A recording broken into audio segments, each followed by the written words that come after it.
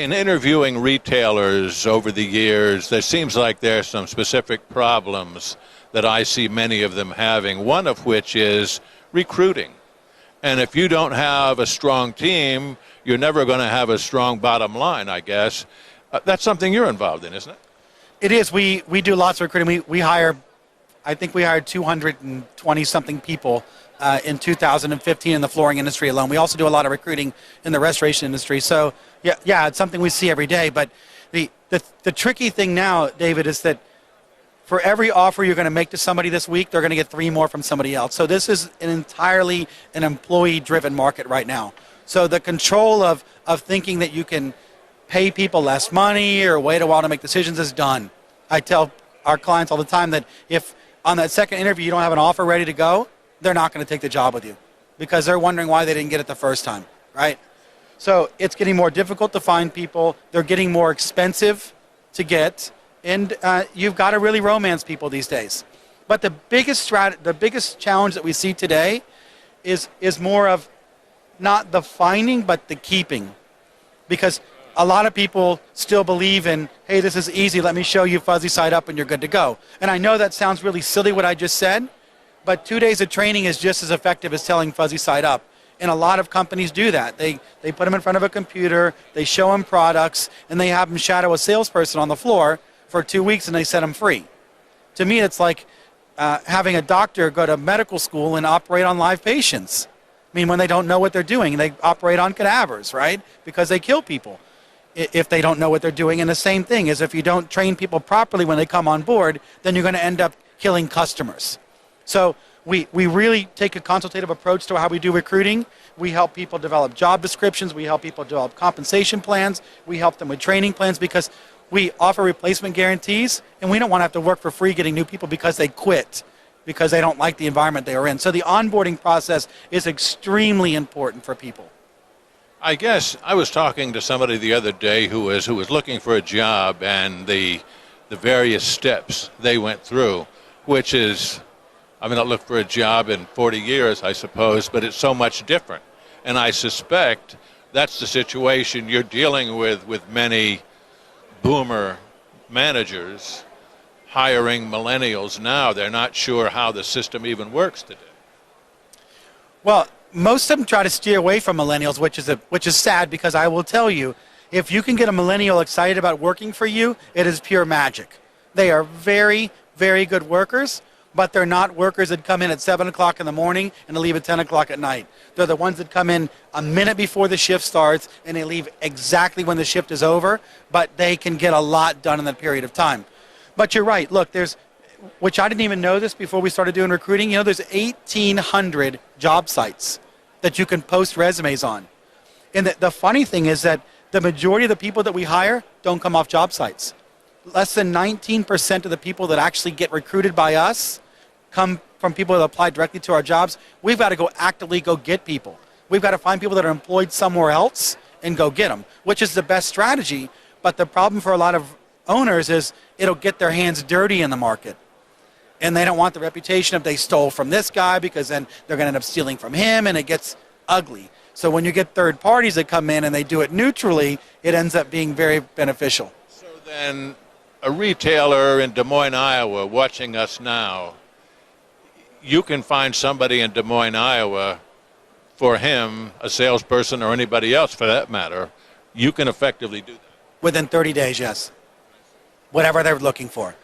They want somebody that's in their 20s, they want somebody in their 50s, they want somebody with 5 years experience, they want somebody with no experience, they want somebody who's ASID, whatever they want, we find. That's interesting, and I'm sure makes a lot of people listening to this smile because it's something that's very difficult, and I think probably people, as a general rule, aren't that effective at it. Yeah, you're right. I keep losing more hair every year, and more of it came out this year with the recruiting that we did this year because it's getting very, very, very difficult. I've interviewed at this show several software providers, and they say they've had a good year.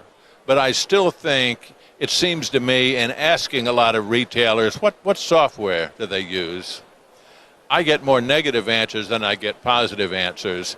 It would almost seem to me, and again, I've never sold a square inch of floor coverings, but it would seem to me if you don't have a accurate idea at any 1 minute where your business is, you probably aren't going to have good news at the bottom line. What would your advice be to somebody who has been using QuickBooks or some other package arrangement like that, and who's been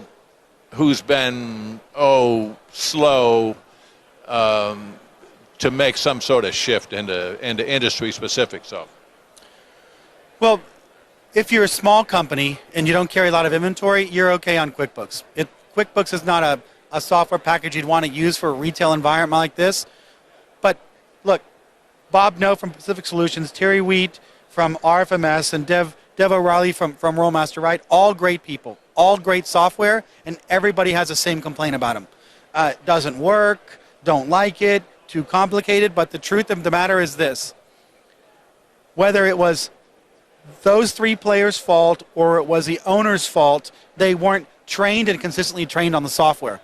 So the person who got trained on it when they first signed up for it 15 years ago probably isn't working with the company anymore.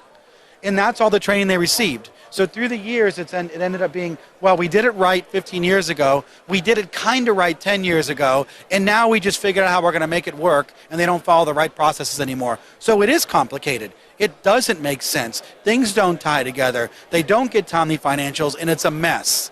But once again, whether they invest in training their salespeople or they invest in training their administrative people on software, that's what the key is.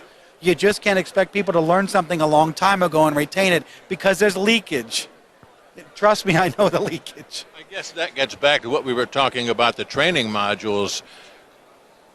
The owner, manager has to buy into this. Okay, this is going to be something we're going to be using in 60 days, and we need to do whatever it takes to get everybody proficient in it. You're right. Look, if there was a way that you could send people off to these different software companies and get training every 90 days, right? Learn a new module, make sure you're doing it right. Have them come into the store and do a checkup on you to make sure you're doing it right. I guarantee you would save probably 2 or 3 staff members inside of a normal flooring company by running the software right. And think about that. So you're on average $40,000 a year, $120,000, plus you got about another 25% in benefits and matching payroll taxes versus spending $5,000-$10,000 a year and getting them trained. Seems like a no-brainer to me. We've talked about sales training. We've talked about several areas of running a floor covering business, which is a more complicated business than a lot of resellers have to deal with, I'll hasten to add. And you've talked to just hordes of floor covering retailers over the years. What is the most common problem that you've seen with the retailers in the floor covering business that you've been dealing with? They think they're better than they really are. They have a false sense of security that they're the best at what they do, and they don't really need to change a lot.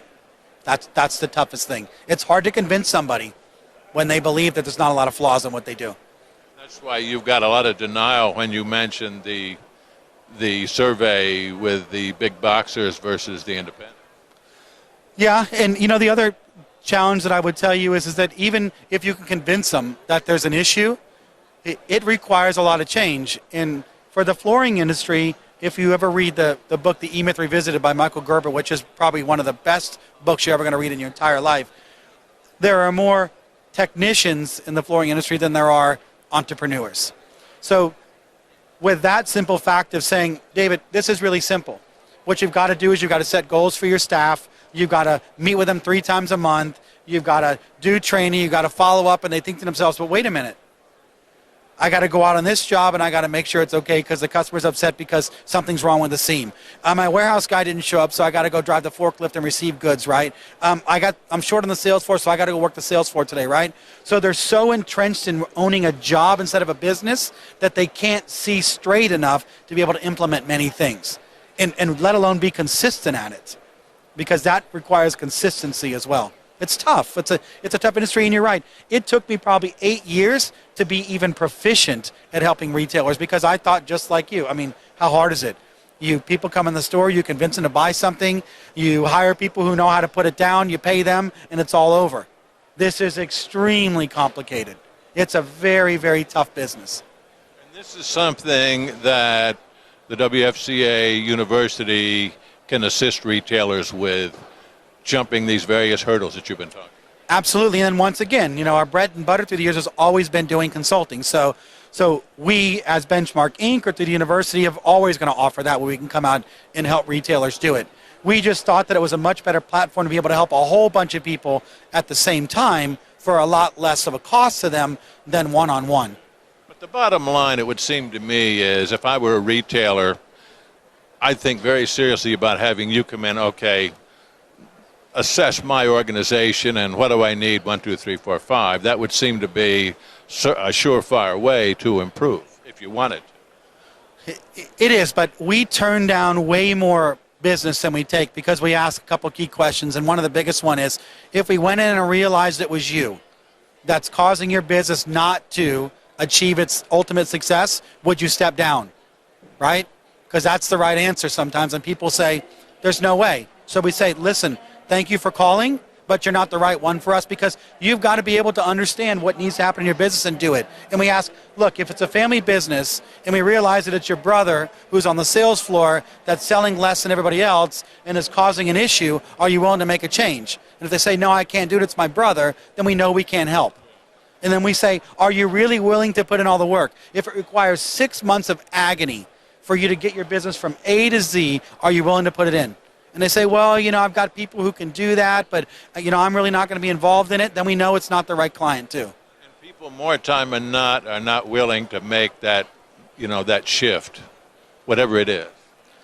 Correct. And when we didn't ask those questions, we would go in and we'd work with people, we'd give them a plan, we'd come back every month, and then 2 months in it, we realized, they haven't really done anything. And we'd literally fire our clients and say, look, we can't take you on anymore. We don't want the reputation that you don't do anything. Right? We don't want the reputation that we didn't do anything, and we don't want you to waste any more money, so it's time for us to part ways. Yeah, I hate doing it, but it's the right thing to do for people. How long did it take you to get to that point to realize, hey, this is what we're going to have to do?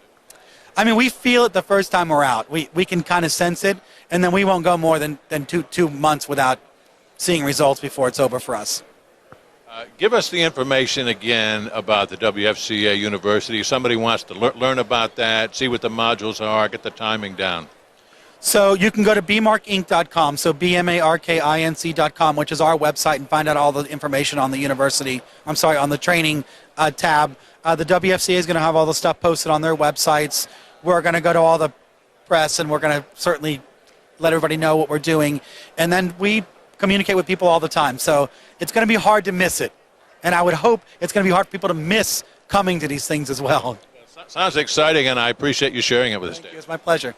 We've been talking with David Romano. He heads Benchmarkinc. This is Top Floor TV.